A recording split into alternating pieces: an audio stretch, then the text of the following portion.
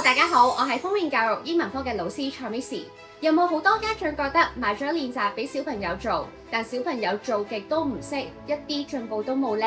又或者會唔會有小朋友覺得英文好無聊、好悶，上堂嘅時候一啲都提唔起勁去學嘢？作為一個英文老師，我用咗大半年嘅時間去籌備呢一套英文文化秘笈。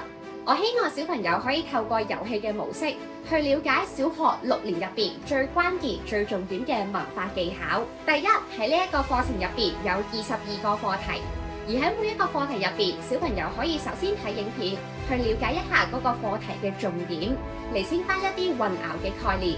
第二，我會列出一系列小朋友常犯嘅錯，咁小朋友就可以睇下自己會唔會踩到呢啲陷阱啦。第三，仲有一個實戰環節，我精選咗一連串嘅題目俾小朋友去操練，鞏固翻我哋所學嘅嘢。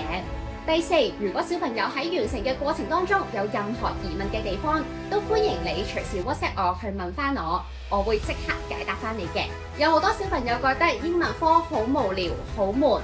呢一個課程絕對會顛覆你對英文嘅認知，原來英文係可以咁好玩㗎！